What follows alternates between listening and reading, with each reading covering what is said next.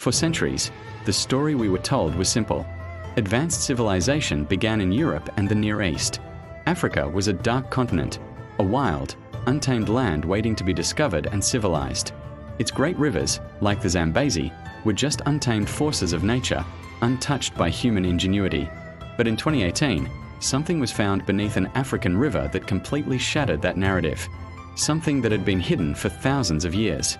Something that proved African civilizations understood engineering, astronomy, and water management long before the so-called cradle of civilization.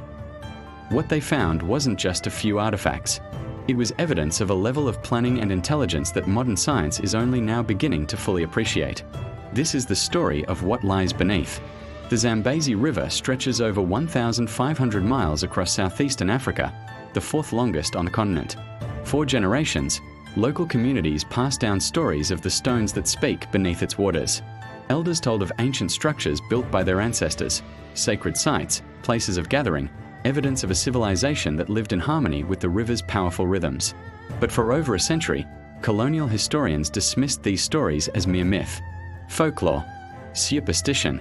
After all, they reasoned, how could primitive societies have possibly engineered anything beneath a river as mighty as the Zambezi? Their narrative was clear. Africa had no great history of its own. Then, in 2018, a team of archaeologists, both African and international, decided to do something radical. They decided to listen. Armed with ground-penetrating radar, sonar mapping technology, and underwater cameras, they began to explore the riverbed. And what they uncovered changed everything. Hidden beneath centuries of silt and sediment were massive stone structures. These were not random rocks or natural formations. They were deliberate constructions. Walls aligned with breathtaking precision. Channels carved with clear, intelligent purpose. It was undeniable proof of a sophisticated understanding of water flow, seasonal flooding, and hydraulic engineering. But that wasn't all. The stones bore markings, symbols, astronomical alignments. These weren't just functional structures. They were designed by a people who intimately understood the stars, the seasons, and the science of water. To be clear about what was actually discovered, these weren't primitive dams or simple fishing weirs. What the archaeologists found were multi-level stone platforms, carefully constructed channels that could redirect water flow during devastating floods, advanced storage systems designed to capture and hold precious water during the long dry seasons. The engineering rivals, and in some cases even surpasses, what we see in early European and Middle Eastern civilizations. The structures showed a deep knowledge of hydraulic pressure, seasonal water cycles, and erosion management. They were even aligned with celestial bodies to help time agricultural seasons. The tools found at the site were equally remarkable. Not crude, simple instruments, but specialized tools designed for specific tasks. Stone chisels with precise angles, measuring devices, and clear evidence of mathematical planning. Carbon dating placed some of these structures between 1,200 and 2,000 years old. But what truly shocked the researchers was this. The design showed influences from across the entire African continent. There were traces of East African coastal trading patterns, West African metalworking techniques, and Southern African astronomical knowledge. This wasn't some isolated, forgotten community. This was part of a vast, interconnected network of African civilizations that actively shared knowledge, traded ideas, and built together. All of this was happening long before Europeans ever drew their maps of Africa, long before they claimed to discover a continent that was already thriving. So, this raises a crucial and uncomfortable question. Why didn't we know about this? Why were these profound histories dismissed as myths? The answer is a difficult but necessary truth. Colonial powers had a vested interest in portraying Africa as uncivilized. If Africans had no history of their own engineering, governance, or science, then colonialism could be justified as a mission of bringing civilization to a backward people. African history was deliberately erased, rewritten, and dismissed. Indigenous knowledge was suppressed, but the truth was never completely lost. It was preserved in oral tradition. Griots, the historians and storytellers of West Africa, along with elders across the continent, kept the stories alive across generations. They knew the truth of their ancestors' achievements. The world just wasn't listening. Today, that is finally changing. African archaeologists, historians, and scientists are leading the charge to reclaim that narrative. They are proving what their ancestors always knew. Africa was never a dark continent. It was a continent of brilliant light, profound knowledge, and constant innovation.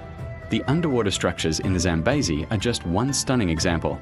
Across Africa, new discoveries are emerging every day, rewriting history before our very eyes. We are learning about the astronomical observatories of ancient Kenya, the incredible metallurgical workshops of Great Zimbabwe, and the legendary universities of Timbuktu, which house thousands of manuscripts on mathematics, astronomy, and medicine. We are uncovering the complex irrigation systems of ancient Nubia that rivaled anything seen in Egypt. Think about this. While much of Europe was in its dark ages, African scholars were advancing trigonometry. While feudal lords hoarded knowledge, Timbuktu's libraries were open, vibrant centers of learning for the public. While other cultures claimed to invent agriculture, Africans had been cultivating and domesticating crops for millennia. What lies beneath African rivers isn't a mystery, it's intelligence. Intelligence buried by time, by colonialism, and by deliberate erasure. Today, modern engineers are studying these ancient Zambezi structures, trying to understand how they work so brilliantly.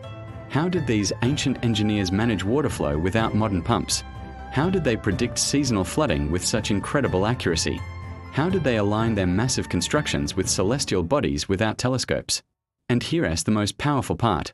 Some of these ancient techniques are now being revived to address modern problems. Water scarcity, flood management, sustainable agriculture. The ancestors knew things that we have forgotten. A new generation of African scholars is now piecing this incredible history back together, not waiting for Western validation, not asking for permission to tell their own story. They are diving into rivers, excavating forgotten sites, and translating ancient manuscripts.